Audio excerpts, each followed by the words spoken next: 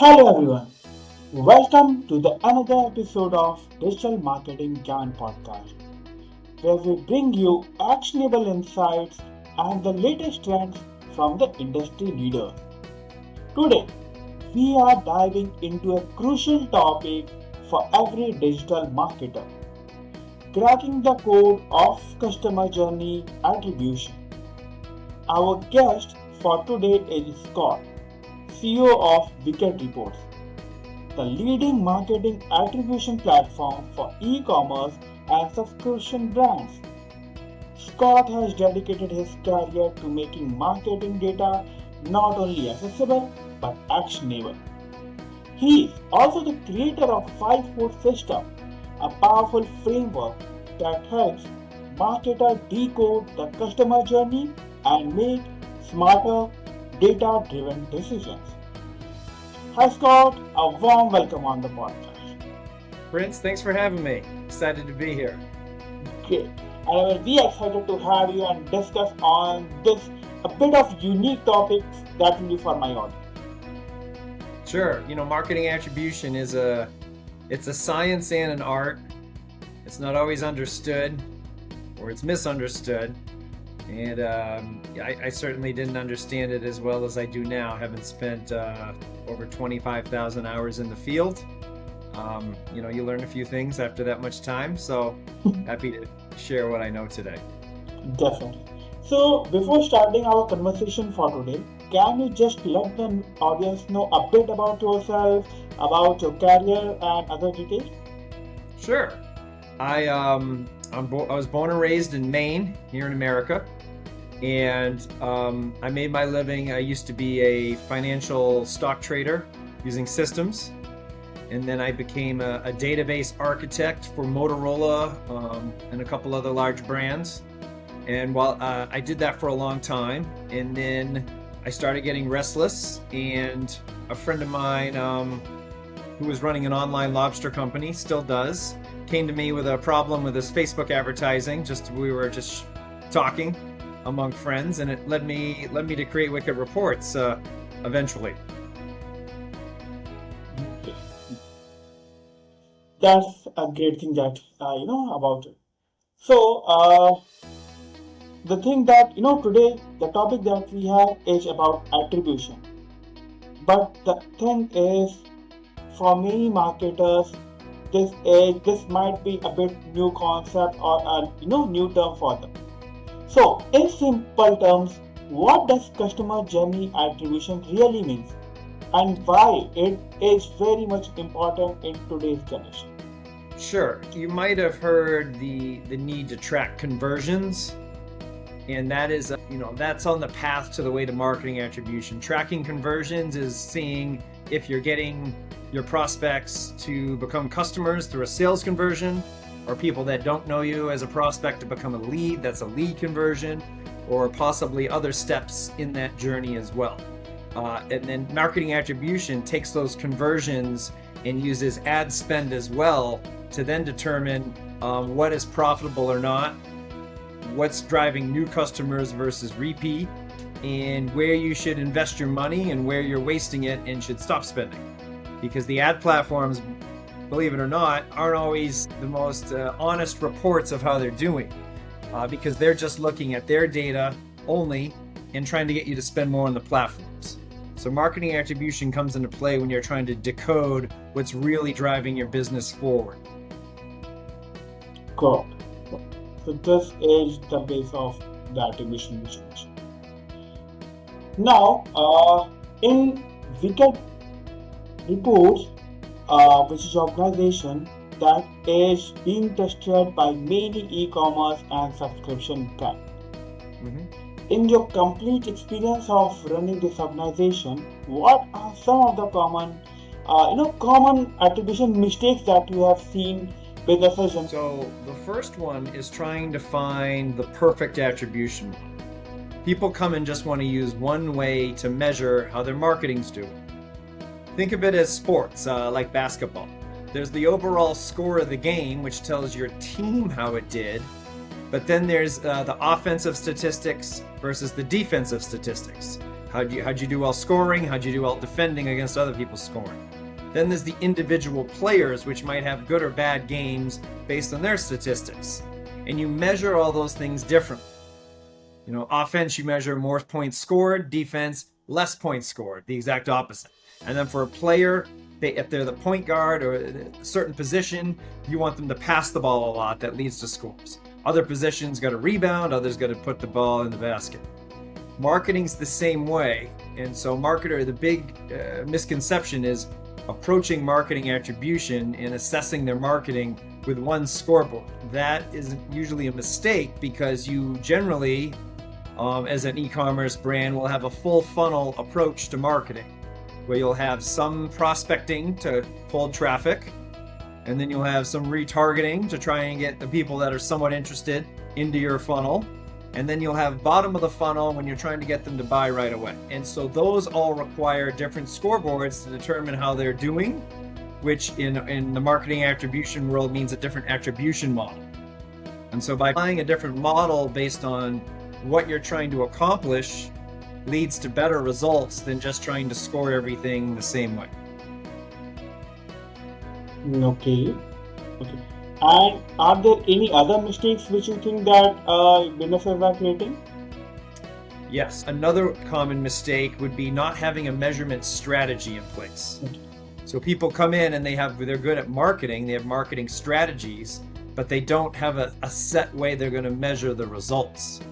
Because what happens is if you're in your Shopify store looking at what they report your results are, you're going to see a lot of direct sales. And unless you're a household name, you're not going to get a ton of direct sales. Marketing had to lead to that last moment direct sale where they typed in your domain and bought. They had to learn about it somewhere. So Shopify focuses on a last click. I'll just use Shopify. WooCommerce be the same, different challenge. It's the same challenge though, different ways of presenting the challenge. But back to measurement strategy, your Shopify might say one thing, and then Google Analytics is going to say another. And then if you're in Facebook and Google, they'll say different things. So you already have 4 different versions of the world. And if you don't have a strategy on how you're going to deal and measure your results, all you're going to get is confusion and conflicting data. And that's just going to add to your stress, bury your team in spreadsheets, and it's just going to be less than optimal results for your marketing because you're not scoring it correctly. So that's another big one is the measurement strategy. No. I think a third one would be deciding when you measure, you want to have defined sets of zones and already pre-decide what action you're going to take based on the result. For example, if you're an e-commerce subscription company, let's say you're using WooCommerce with subscriptions, your top of the funnel marketing, when you're trying to find new people to subscribe to like your supplement brand or something, that takes some consideration. You're not probably going to see an ad from a brand you've never heard of and immediately sign up for a subscription to get their pills every month. You got to do research, you got to compare, review sites maybe, all sorts of there's just a process. And so with that, the marketing in that case, you'll want to set a defined time period that you're going to wait before you're going to maybe stop the ad spend because it's going to take time for those conversions. And then you've got to agree what your maybe new customer acquisition cost range is going to be, which I call scale, kill, or chill. There's a range where you're going to be buying customers at a cheap enough price that you want to spend more because it's wildly profitable. There's an area where you want to chill, which means, okay, I'm making a living here, I'm semi-profitable, so I'm going to keep spending at the same level. And then there's an area where it's negative and you need to optimize and make changes or you need to stop spending. And so ideally you make that time frame and those zones ahead of time so that there's less stress, first of all, on you because you already know what's going to happen. But then also you know how long you're going to wait until you're going to act, but then what the action criteria is. And so doing that ahead of time takes your emotion out of it and also gets everyone on the same page because there's the budget holder that's giving you the money, and then you as the marketing director or the strategy, you have to decide that, but then get buy-in from the budget person so you're aligned before you start spending. Because what I have seen happen is sometimes top of the funnel starts spending on cold traffic.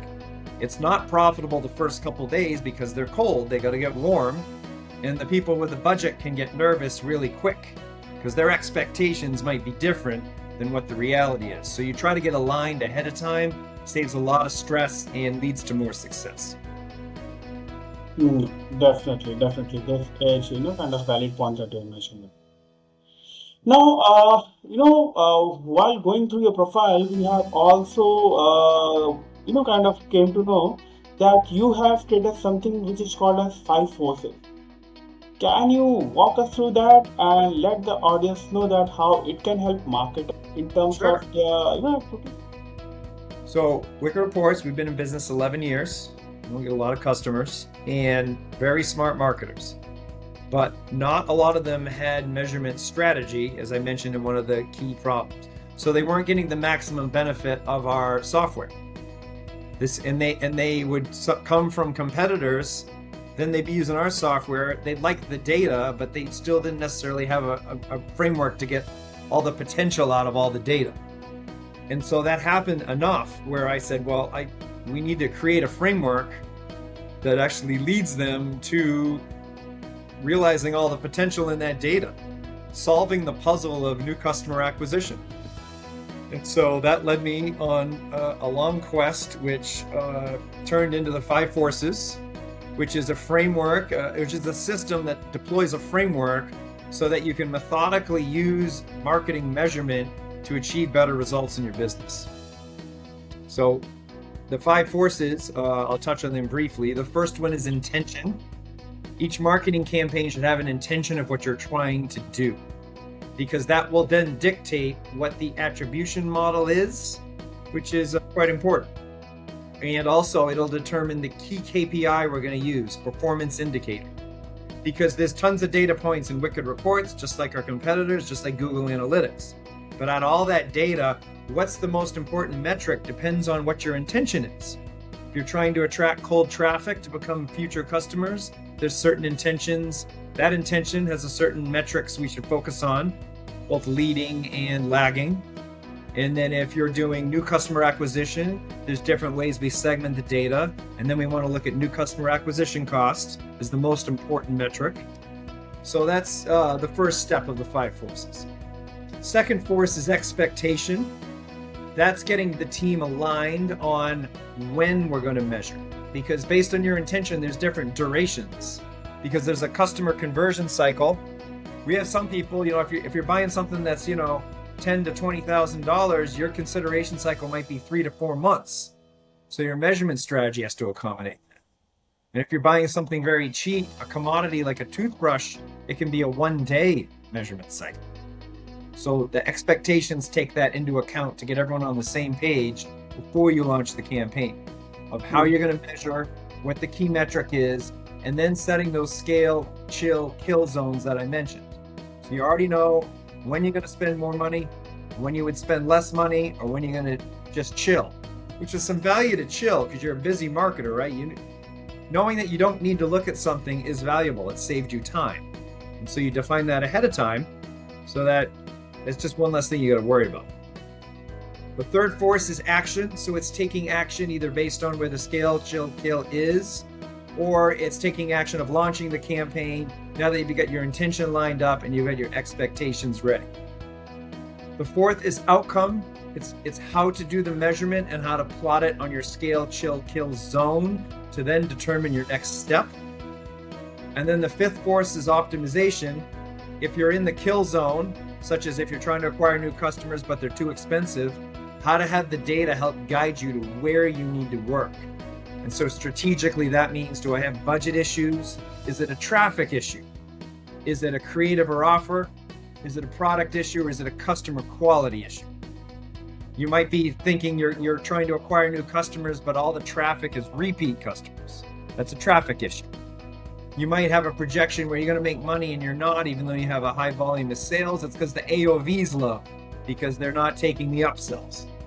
So we help dissect all these decisions for you, having the data guide you on where you need to optimize. So because the data should be like a map of where you're trying to go. And so that's what the 5 Forces presents, that map of how to solve customer acquisition with data. Right. And these five principles that we have mentioned upon, definitely like it touches each and every aspect which generally, any business owner might be facing that issue. And the 5 so there's a course available to learn more at 5forces.com if people are interested. Independent of Wicked Reports, you can use 5 Forces to measure using Google Analytics or whatever your measurement solution you already have. Okay, and the website which you are mentioning is 5forces.com. Mm-hmm. Okay. Yeah. So definitely the audience will have a look upon it, to know more in detail about this 5 Forces. Now coming to, a lot of brands or marketers generally struggle with the attribution on different platforms, whether it might be on the Facebook, Google, or LinkedIn, or email, or any other campaigns. So there are a lot of kind of things in which they generate. So how can they start creating a unified view for the customer journey that can give them insightful data? Yes. So what happens in those cases when you're using them is most of those, all of those platforms are just focused on activity on their platform, and they've taken the most optimistic view possible. Sometimes it's accurate, but they're counting impressions often, or they're using too big of a date range. Like SMS platforms use a 30-day look-back window, which means, what's today? We're taping this July 1st. So that means if I had a text from a brand on June 2nd, and then I bought today, the SMS platform would show that it generated revenue. Now that's not likely to be true that you remember a text from a week ago. Never mind a month ago, right? I mean, we're all busy. You don't remember something that happened a month ago. Unlikely. And so when you're going into those different platforms, you got to understand they're often more focused on bottom of the funnel, what happened at the end, and they're choosing a very wide date range. Now, as your brand becomes more popular and you add up what all the different systems say you made in revenue, it's generally always more than you actually made.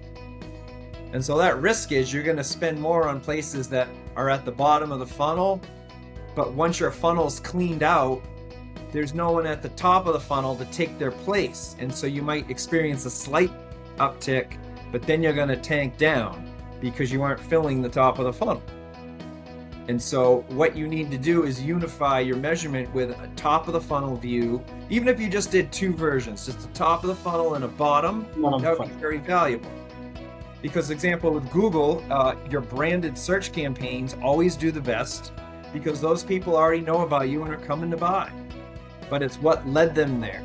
I mean, there is cases for spending some amount on brand, but not continuing to scale it. You can only keep scaling brand because you've scaled the rest of your funnel first, and there's enough people ready for brand, and you have to defend it against competitors.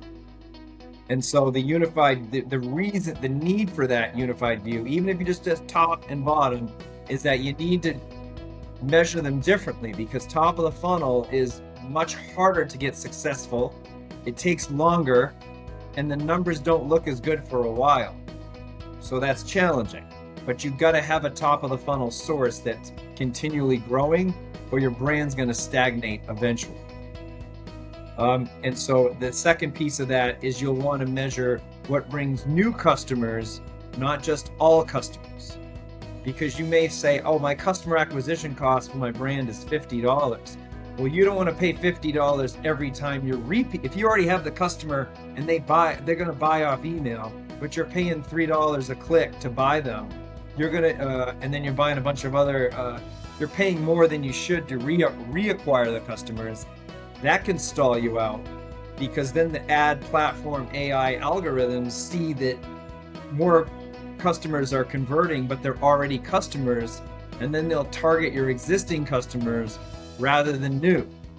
And then you'll wonder why you're not growing. You're stagnating because you're not attracting new, because the AI black boxes are now fixated on getting repeat.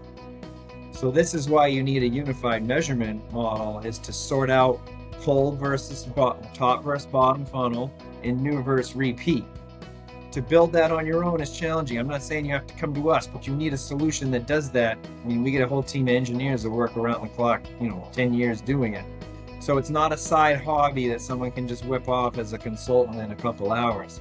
It takes a team to clean the data, to deduplicate, to create the models differently for whatever your goals are, and then to make it actionable as easy as possible is then the next challenge.